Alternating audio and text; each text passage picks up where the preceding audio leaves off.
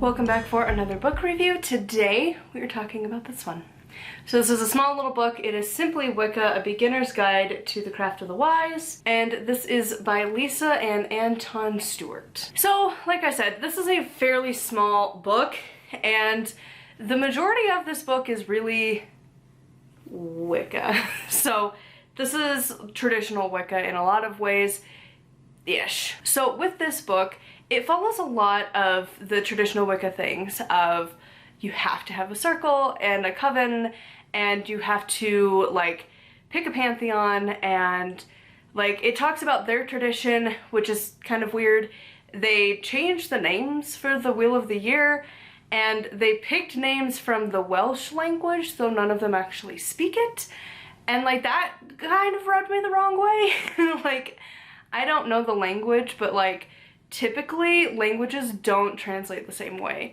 And so it felt kind of almost appropriative of like, I'm just gonna like randomly pick words from this other language to like fit the meaning in English of what I want it to be, just to change the name.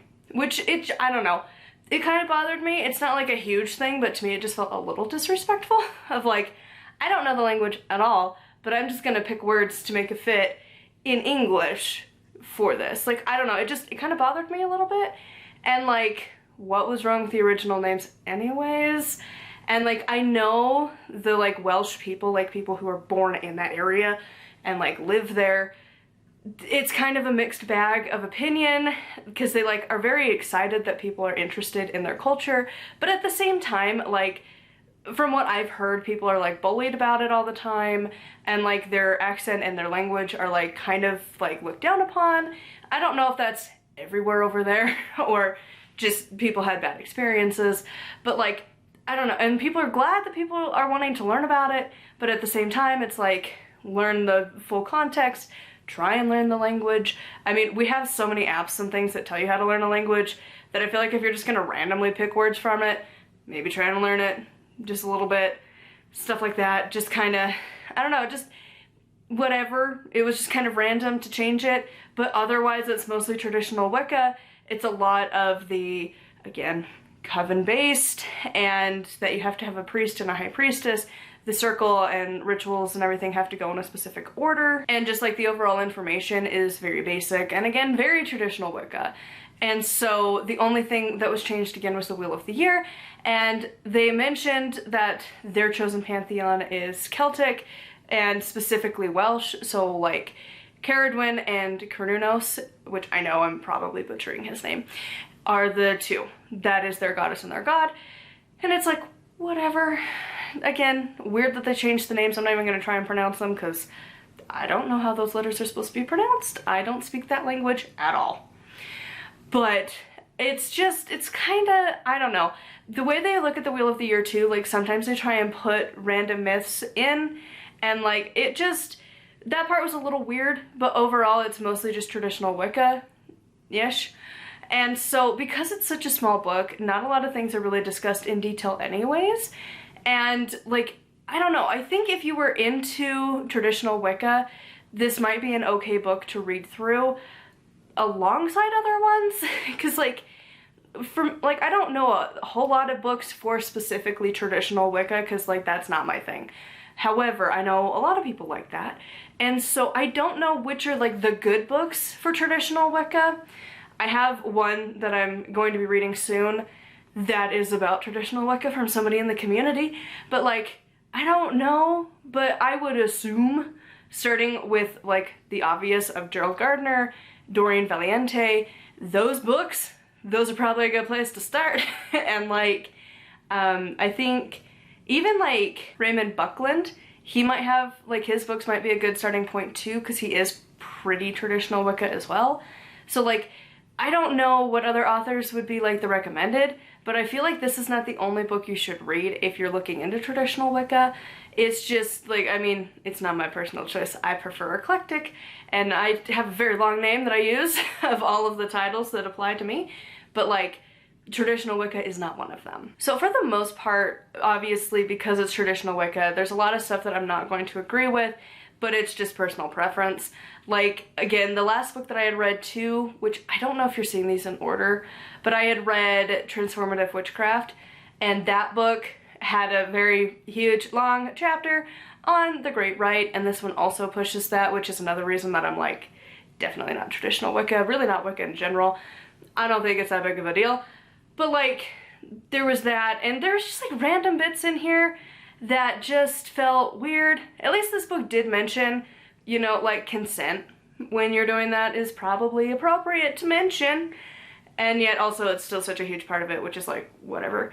It's one tiny aspect of life, but I'm also an ace witch, so I'm a little biased. One of the big things though that this book had in it that I was just like annoyed is that there's definitely a bias that you have to have a coven and you have to do it their way. And like, they even acknowledge that like they're going to piss people off, and then they proceed to piss people off, including myself. So like the one example that I wanted to mention, and there's a few others, but this is the one that really stood out because I remember it's kind of towards the end of the book-ish. I mean, it's a tiny book. The end is like, could be up here too. But like about halfway to 3/4 of the way through the book, there's a mention on deities and how there's absolutely no way you should ever mix a pantheon. And their example was like Kuan Yin and Thor. And I'm like, how the F do you think they wouldn't be able to get along? I mean, really. Like, personally, I don't get the argument that the pantheons can't get along because it's such a human concept. Because, like, have you ever seen the world? Really? Because, like, in the world now that we live in, here in 2023, like, we can communicate with people from other cultures and be just fine. Like, I have talked to people who live in different states, different countries, different continents, and you know what? We can get along. Like, people work together all the time for work stuff, for, like, I mean, I've worked at companies where there are entire parts of the team that are located in, like, the other side of the entire world, and you get on Zoom calls and you just chit-chat. Like, why do you think the gods couldn't do the same thing? Like, to me, it almost feels like you're assuming that gods are gonna be, like, kind of racist because they can't get along with other ones. That's just weird, and they're like, what has to stay in the family, was their argument. And it's like, no. No. Like, specifically Thor, because I have worked with him quite a bit, it's like, he's like such a chill god. Why do you think he wouldn't get along with anybody? Like, he's known for being a little dense, but like, he's usually really welcoming. And like, he's one of the deities that you could associate for Yule, not Odin. Remember, we've talked about that. But like, it's such a random thing, but to say that like the gods can't commingle is just insane. Certainly, some will not. Most definitely. But the argument that like, because Thor is associated with war, which is like the entire Norse pantheon, and that Kuan Yin is really not associated with that and is more like peace, it's like, yeah, but also like Thor's associated with many other things, and I'm sure Kuan Yin is also associated with a bunch of other things. So like, why do you think they couldn't get along? And even if like those two specifically couldn't get along, they could get along with other ones just fine. I've never loved this concept. It just feels weird. Like, definitely maybe experiment with each one first before you would introduce them together, but like, I don't see an issue mingling them because that's what we do as humans, and that's what our ancestors did. There are so many pantheons that were adjusted and changed because new deities were introduced and the culture changed, and now those gods commingled with their original gods of that region. But now, because in the 21st century we're not allowed to do that, that just feels so weird and just kind of dumb. Because again, I could talk to somebody from Brazil, Australia, France, and like Ukraine. We could all get along. We could find something to bond over, maybe not language, because like that's a lot of different languages going on.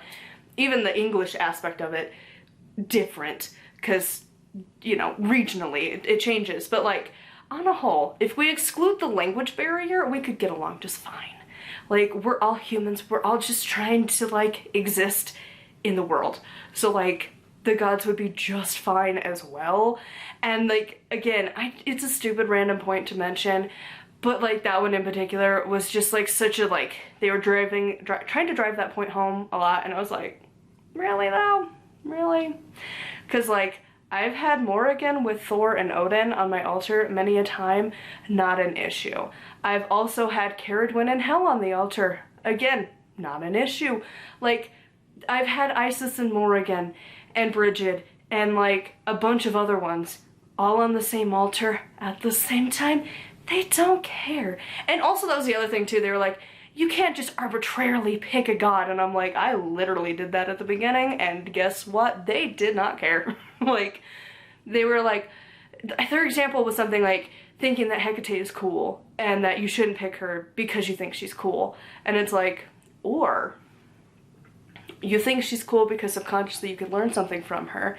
And honestly, most deities, if you go to them respectfully and be like, listen, your vibe seems awesome, I want to know more about that, they're gonna be fine with it. Like, it's such a random thing to like try and like fear beginners with, and to be like, oh my god, you can't do that. And it's like, really? And like, one of the arguments is that like you need to start with a pantheon that you have a connection to of sorts, and there's like a trotting around that line of that you need to go with your family lineage, and it's like, again, the point comes up, adoption.